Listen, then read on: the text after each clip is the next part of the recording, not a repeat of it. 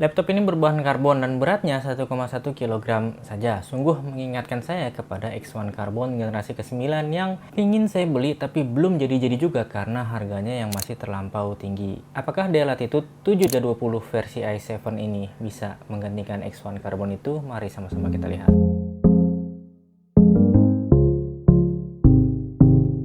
Sebelum jauh-jauh dari namanya, sebenarnya kita sudah tahu ya, bisa menebak bahwa X1 Carbon itu kan 14 inci dan Dell Latitude 73, berarti dia 13 inci. Kenapa juga saya membandingkan dua hal yang sangat berbeda itu? Kenyataannya dua-duanya itu memang ada mirip-miripnya, Kang. Jadi sama-sama dari karbon bahannya, sama-sama juga kelas premium dan sama-sama ringan ya. Dan kalau kita perhatikan lagi, Dell Latitude seri 7000 memang selalu memberikan kesan yang sangat baik dari materialnya ya. Jadi dia terasa solid, ringan tapi solid dan lembut gitu. Jadi ini terasa tidak getas, seperti ada soft touch-nya di bagian dalam. Sini juga seperti ada soft touch-nya. Jadi kalau varian karbon seperti ini ada pola-pola karbonnya, tapi ada juga varian yang aluminium. Kita tidak membahas itu, dan sampai ke semua itu terasa sangat halus, sangat lembut, tidak ada sudut-sudut yang tajam, benar-benar secara material dia bagus. Kalau kita buka pun akan lihat bagian displaynya ini sudah sangat tipis ya bezel-bezelnya, sehingga dia memang bentuknya benar-benar jadi ringkas. Akan lihat seperti ini, dia sedang mencari muka saya karena dia sudah ada fingerprint dan juga IR kamera untuk keamanannya. Juga sudah ada shutter seperti ini ya, dibuka tutup seperti ini. Bagian touchpadnya ini terlihat memang kecil untuk ukuran laptop sekarang, tapi dia ini sungguh sangat lembut, presisi, dan dia kelihatan mahal ya. Diklik ini nggak bunyi itu, empuk, padat gitu berisi. Di bagian displaynya sini juga, di ujung-ujungnya seperti biasa dia tuh ada magnetnya ya, Kang. Jadi kalau Kang lihat tuh di ujung-ujungnya sini ada magnet, di sini juga ada magnet. Jadi ketika kita menutup, dia ceklek dan tidak mudah terbuka. Itu menjadi penting dan itu bagian perhatian detail Dell yang saya suka ya. Ketika membuka, akan lihat hampir bisa kita buka dengan satu tangan. Sudah sangat bagus, dan ketika kita buka laptopnya, ketika sudut seperti ini dia akan mengangkat sedikit untuk mengambil udara. Jadi ada celah sedikit dan itu bagus juga menurut saya. Kalau kita lihat lagi ke engsel-engselnya, engsel jadi dia bisa terbuka. Nah, di bagian belakang itu ada buat buangan panas dan juga di bagian kiri. Nah, lagi-lagi ini perhatian yang detail. Biasanya kalau merek sebelah atau ThinkPad itu dia ada di sini, di kanan. Jadi ketika kita pakai mouse itu kena kan. Kalau ini dia di kiri, jadi sama sekali tidak mengganggu ketika kita pakai mouse. Ditambah lagi posisi USB-C-nya ini Thunderbolt 4 itu ada dua Thunderbolt 4, dan ada di kiri dan ada di kanan ya. Itu bagus banget. Kenapa? Karena kan ngecasnya pakai USB-C. Ada casan, kita di meja mana casannya sebelah kiri, meja mana casannya sebelah kanan, kan kadang-kadang repot tuh kabelnya. Tapi ini enggak. Sudah gitu bagusnya, LED indikatornya itu tidak di kanan, tidak di kiri, tapi di depan. Jadi mau ngecas dari mana aja kita tahu. Oh, di sini LED indikatornya. Oh, di sini jadi sudah penuh atau belum. Ketika dia sudah penuh dia mati. Itu aja sih sayangnya. Seharusnya memang setelah 90 gitu ya itu mati ya. Jadi bisa enak kita lihat. Porta-porta koneksi lagi bisa dibilang untuk laptop 13 inci dia lengkap ya. Jadi ada dua USB-C tadi, Thunderbolt 4, dan juga ada satu USB-A. Hanya satu sih ya, itu yang sayang. Biasanya ada satu lagi tambahan. Jadi kalau pakai mouse kan biasanya masih USB-A, ya satu lagi nggak bisa dipakai. Tapi masih ada HDMI, masih ada audio combo, dan masih ada smart card reader buat opsional ya. Masih ada slot micro SD juga, dan di bawahnya ini yang sungguh sangat berbahagia saya karena ada slot modem, bukan modem, slot SIM card, dan modemnya terpasang dan bisa saya pakai internet. Saya sudah coba dengan 3 kartu, Telkomsel, terus XL, dan juga IM3, semuanya bisa. Jadi kalau kita lagi kerja di luar, kita nggak mau nyolok wifi lewat handphone kita, ya bisa, asal kita sudah punya kartu lebihan gitu ya. Jadi baterai lebih aman dan juga lebih privasi, lebih enak. Saya sudah coba itu.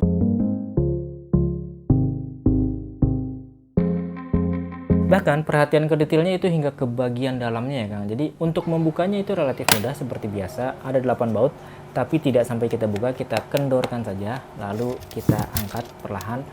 Nah, bagian USB-C-nya tadi, salah satunya itu tidak disolder, Kang. Jadi bagian yang sebelahnya tidak disolder, tapi di bagian sini bagian sini itu dia tidak disolder ya, bagian ngecas yang sepertinya memang ini tempat ngecas aslinya gitu ya, bukan yang di sebelah sini.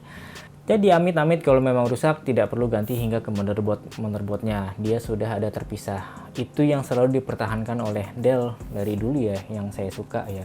Dan kalau kita lihat lagi ke bagian SSD-nya pun juga terlindung dengan baik. Bukan hanya terlindung, tapi juga pelindungnya ini ada heat pad-nya gitu ya. Jadi buat peredam panasnya dan juga tembaga. Jadi dia menempel ke tembaga yang memang sebagai alat penyerap panas atau pembuang panas yang sungguh sangat pas, sangat baik untuk alat-alat seperti ini ya Kang. Dan kemudian kalau kita lihat di bagian WiFi dan di bagian WW1 card itu juga sama-sama antenanya dilindungi dengan satu bracket ya. Karena kan antena kalau kesentuh itu mudah copot atau bahkan sampai putus ya, itu bahaya banget. Tapi ini benar-benar dilindungi.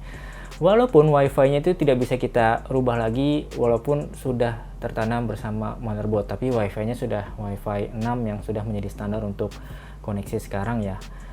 Masih bisa adu dengan laptop-laptop sekarang yang memang masih pakai WiFi 6, belum WiFi 7 gitu kan. Dan WW1 card-nya ini mohon maaf saya belum mencoba mengganti dengan SSD gitu ya, karena memang saya merasa agak ragu-ragu cokel-cokel antena gitu, saya takut trauma, saya pernah putus gitu antenanya ya. Jadi saya belum menggantinya, mohon maaf, jadi belum tahu apakah memang bisa dipasangkan SSD M.2 NVMe yang B+MG gitu ya, itu saya belum tahu.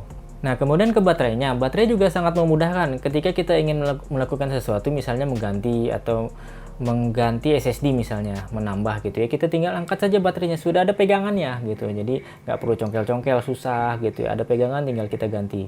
Dan ngomongin baterai juga, baterainya ini ada dua pilihan Kang, ada 42 Wh seperti yang punya saya 3 sel, atau 63 Wh alias 4 sel. Nah di baterai yang milik saya ini, unit saya 42 Wh, tapi saya cek tersisa tinggal 37 Wh. Dengan kapasitas itu saja, dia bisa menemani saya kerja terbaik ya, dari 90% ke 10%, itu 6 jam 49 menit ya. Itu kan luar biasa. Untuk laptop ukuran kecil dengan baterai yang 42 Wh ya, tinggal 37 lagi. Bukan baterai yang 63.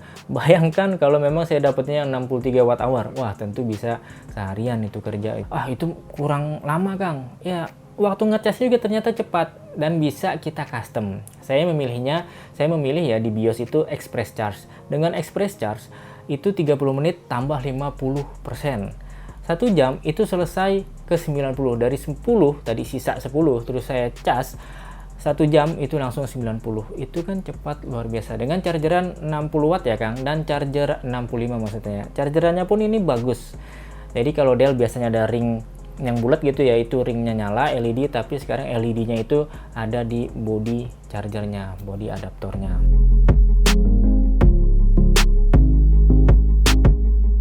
Baterainya sudah bagus, awet, bodinya oke, desain oke, performanya gimana? Saya mendapatkan versi i7 dan RAM-nya 16GB, nggak bisa di-upgrade ya Kang, jadi LPDDR4X, kecepatannya 3700-an.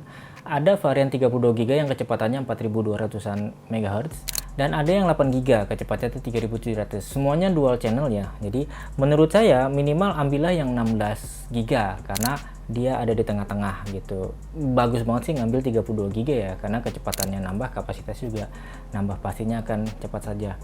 Multitasking aman-aman saja, saya ngerasa kerja pakai ini memang cepat ya, produktivitas, jadi membuka aplikasi cepat, mengolahnya cepat, dan ketika ingin mempresentasikan pun cepat gitu, nggak jadi soal, nggak jadi masalah. Hasil benchmarking saya bandingkan dengan L13 yang sama-sama punya Intel Tiger Lake ini, dan juga dengan T14 yang sama-sama Tiger Lake juga, sama-sama Tiger Lake T14 itu 32GB ya. Jadi hasilnya memang terlihat si T14 memang dia 14 inci dan memang dia performanya terlihat lebih baik. Tapi sama L13 dia juga seakan-akan terlihat kalah, tapi kalau akan perhatikan di bagian grafisnya itu dia menang, karena versi i7 itu grafis irisnya itu dia lebih tinggi memang speknya. Kalau di i5 itu 80 EU ya execution unitnya, tapi kalau di i7 ini 96 EU ya. Jadi dia berbeda sekali ketika main game. Valorant misalnya, Full HD medium itu anteng di 80-an frame per second. Ya turun sih 60 sampai 90 ke atas gitu, tapi kalau di rata-ratakan itu di 80-an. Full HD medium. Itu kan dapat bagus ya, dan juga Wuthering Wave. Wuthering Wave kalau di kemarin L13 i5 yang 16 GB itu di 15 frame per second, ini di 26. Jadi rata-ratanya 26, kadang 30, kadang 20. Ya, tapi masih bisa dimainkan, masih bisa, masih enak kita mainkan.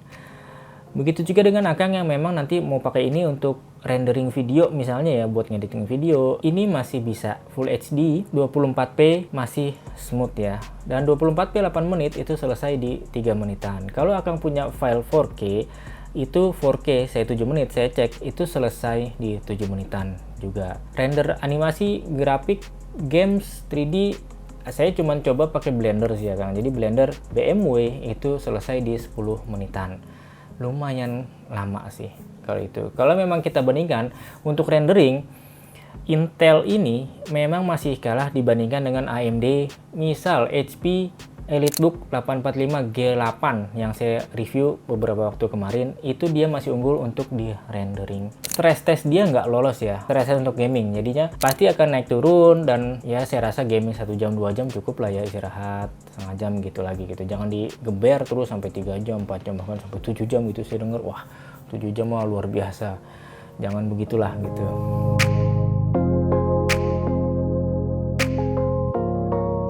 Yang mengejutkan adalah di suhunya. Jadi saya benar-benar kaget ketika main game, ketika rendering, kita pokoknya kerja-kerja agak berat. Jadi suhu Dell Latitude 7320 ini itu benar-benar adem ya. Jadi hanya dijaga 60, 70 gitu. Itu luar biasa mengejutkan, seperti laptop-laptop baru kekinian gitu ya. Padahal ini kan laptop yang umurnya sudah 4 tahun. Saya cek sih manufacturingnya tahun 2021, baru dipakai 2022 ya. Jadi heatsink fan-nya itu bekerja sangat luar biasa efektif ya. Dia ada pipe ganda, dual pipe ganda, dan yang baru saya lihat juga adalah baling-baling kipasnya itu dari logam itu.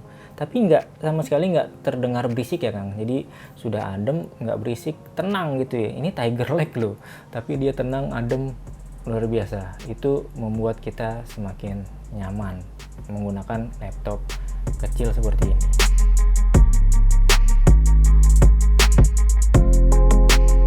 Sejauh ini kan kita sudah ngomongin kelebihan-kelebihan, keunggulan-keunggulan, baterainya bagus, performanya bagus, adem dan nggak berisik. Tapi bagaimana dengan kekurangannya? Menurut saya ada 2 dosa besar si Dell Latitude 7320 ini ya. Tapi untuk mengujinya, saya tanya ke teman. Saya kasih laptop ini, saya tanya ke dia, kurangnya apa? Secara fisik aja, saya bilang gitu. Terus dia lihat-lihat, oh ini ya, sambil dia nunjuk tombol power yang menyatu dengan keyboard. Saya bilang, belum gitu. Dia tidak bisa menemukan lagi.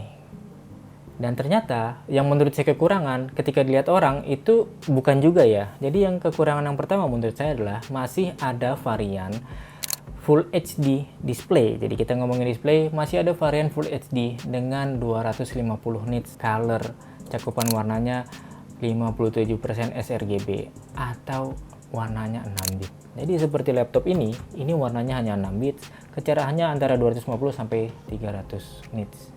Karena dia tipenya matte anti glare yang nggak mantul-mantul, jadi pucat gitu ya. Sebenarnya pucat, tapi ketika kita lihat awal itu nggak pucat. Tapi kalau kita bandingkan dengan laptop lain, ya memang akan terlihat. Kenyataannya sih memang nggak terlalu kelihatan ya Kang. Jadi teman saya itu memang lihat ini biasa-biasa aja, oke-oke aja. Karena juga memang tipe layarnya itu WVA ya, wide viewing angle gitu ya, IPS lah gitu. Jadi dilihat dari sudut manapun itu juga dia aman-aman aja, bukan TN gitu. Tapi itu dosanya. Untuk laptop premium yang dulunya ini mahal gitu ya, kenapa masih ada varian yang 250 nits? Itu kan luar biasa, Dell pelitnya gitu ya. Kalau untuk seri 5000 ya saya masih oke lah, seri 5000 memang diversikan di bawahnya ini, tapi untuk versi atasnya 7000 ya kenapa masih ada. Dan yang kedua adalah keyboardnya masih ada varian yang tidak ada lampunya. Jadi Lagi-lagi Dell luar biasa. Seharusnya tipe premium ini itu ada lampunya semua gitu. Kenapa dibedakan? Ini saya dapat yang nggak ada lampunya, nggak ada backlightnya. Dan itu kan rasanya aneh ya. Karena saya terbiasa dengan laptop yang ada lampunya walaupun jarang digunakan. Tapi ketika kita butuhkan kita perlu menyalakan lampu itu. Itu sayang banget. Ditambah layoutnya memang berubah.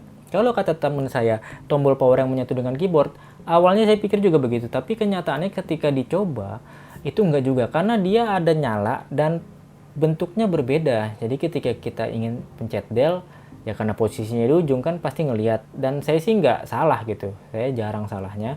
Tapi tombol panah atas bawah itu yang membuat saya kagok luar biasa. Jadi tombol panah atas bawah itu kecil banget dan tombol patch up dan patch down itu tergabung di panah atas bawah itu, tidak ada tombol tersendiri. Sehingga ketika saya misalnya buka Excel dengan sheet yang banyak gitu ya, kan kita bisa tuh ganti dengan mudah ke sheet masing-masing, tinggal kita patch up dan patch down kontrol gitu ya. Nah, karena ini patch up dan patch downnya gabung, jadi saya harus FN, kontrol, pencet itu, dan karena kecil jadi agak susah. Itu agak mengganggu flow sedikit saja. Tapi untuk urusan rasanya ya kan, keyboardnya itu sebenarnya terbilang baik dan saya sudah familiar dengan keyboardnya Dell yang memang touch-nya agak kecil-kecil. Tapi dia tetap empuk, dia travel tetap dalam, dan tetap terasa bukan murahan. Tetap terasa ini laptop bisnis yang memang empuk, kita pakai untuk ngetik lama itu enak lah, empuk. Walaupun dia touch kecil, sama tadi layoutnya itu agak berubah. Sama LED indikatornya kurang kalau menurut saya. Jadi tidak ada LED indikator mute speaker dan tidak ada LED indikator untuk FN lock. Padahal itu penting. Kadang-kadang misalnya, loh kok keyboard saya jadi nggak bisa ini, nggak tahunya cuma ke FN lock. Karena FN locknya nggak nyala LED-nya, nggak tahunya itu nyala gitu kan. Itu saja. Kekurangan lain tentu ada di RAM yang tidak bisa di-upgrade lagi ya Kang. Jadi kalau memang mencari ya cari yang 16GB seperti saya bilang tadi. Karena ini Tiger Lake, VRAM anggap saja tidak ada. Saya cek VRAM-nya ini hanya 64 MB.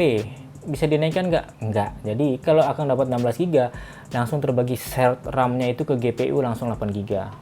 Ya seperti itulah Tiger Lake. Kita 2GB pun nggak ada gitu ya. Padahal seri 2 tahun sebelumnya, bukan yang 7310 ya, 7300, 13 inci masih kita punya 2 slot RAM. Dell kenapa begitu sih?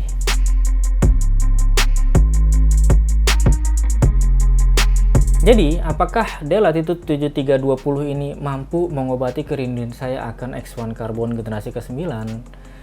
Dari sisi kanan, iya. Material bagus, desain bagus, penempatan, perhatian ke detail, itu semuanya oke. Performa bahkan hingga ke suhu, itu luar biasa oke. Kalau memang saya sedang menginginkan laptop portable yang powerful, ini jadi pilihan. Selain tentu X13 yang saya punya, yang generasi ke-1 ya, bukan yang generasi kedua. Saya belum coba itu. Tapi sayangnya keyboard dan displaynya dia tidak mengikuti X1 Carbon yang memang sudah ada di level yang berbeda ya. Walaupun saya belum mencoba keyboard X1 Carbon generasi 9 yang katanya sih agak lebih sempit lagi, tapi display X1 Carbon itu selalu yang terbaik yang ada di kelasnya. Begitu juga dengan keyboardnya.